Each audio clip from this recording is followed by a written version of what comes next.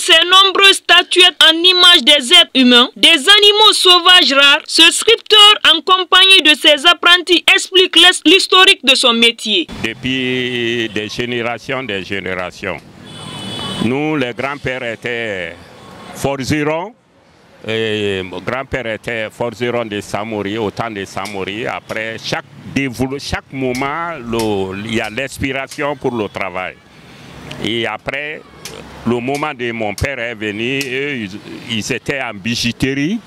Après, lui, il a dit à ses enfants de laisser bijouterie fait en bois, la sculpture. Il y a des enfants qui étaient intelligents, ils ont fait ça en sculpture en bois. Ce sont eux qui sont ici à Conakry, Kaloum, partout, à Gbessia.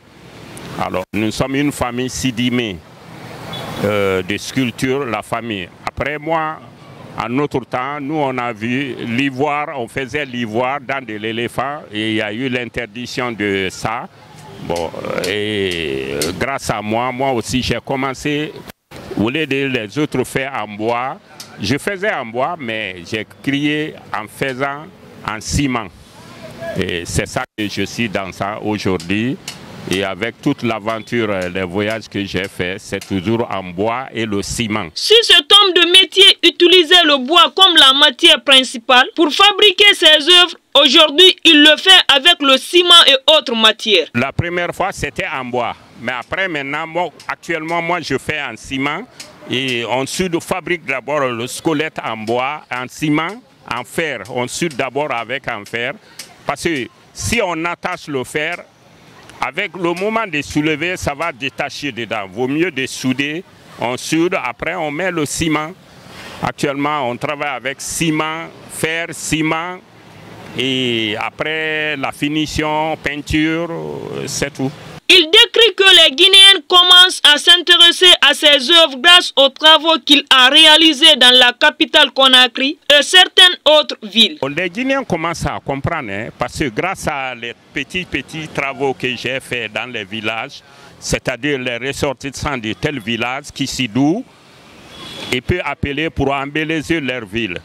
Les ressortissants de Kouroussa, ils peuvent aller embellir leur ville. Les ressortissants de Labé et d'Alaba, il y a beaucoup de mes travaux à Dalaba. Et à Kissidou, bon, ils commencent à intéresser. Même ici à Conakry, il y a les gens qui commencent à intéresser. Et ils voient que c'est très joli pour embellir la maison. Ce maître sculpteur précise sa collaboration avec ses apprentis du moment dans l'exercice de son métier. C'est les petits enfants des voisins. Ils voient que le travail, ça les plaît beaucoup et ils viennent m'aider à travailler. Et après le travail, je les donne les petits sous, les petits jetons. Alors s'ils restent à rien faire, ils ne gagnent rien. Bon, chaque enfant, quand il fait le soir 10 000, 20 000, c'est de les encourager. Et eux aussi m'aident aussi à travailler. Mais si c'est pour l'apprenti, c'est un peu difficile. Sauf qu'il faut que tu sois dans la famille, hein, une famille, parce que nous on est nés dedans. Toutes nos familles sont des sculpteurs. Hein, mais les enfants qui n'ont, leur famille n'ont jamais fait la sculpture, quand ils viennent, le temps est trop long, être un maître. Il peut faire, dans les autres métiers, tu peux faire 2 ans, 3 ans, tu sors comme un maître. Mais le travail là, ça dépend de votre intelligence. Si vous êtes intelligent, bon, si ça prend beaucoup d'années, 5 ans. Et actuellement, les enfants ont besoin de gagner leur vie rapide et attendre jusqu'à apprendre le métier.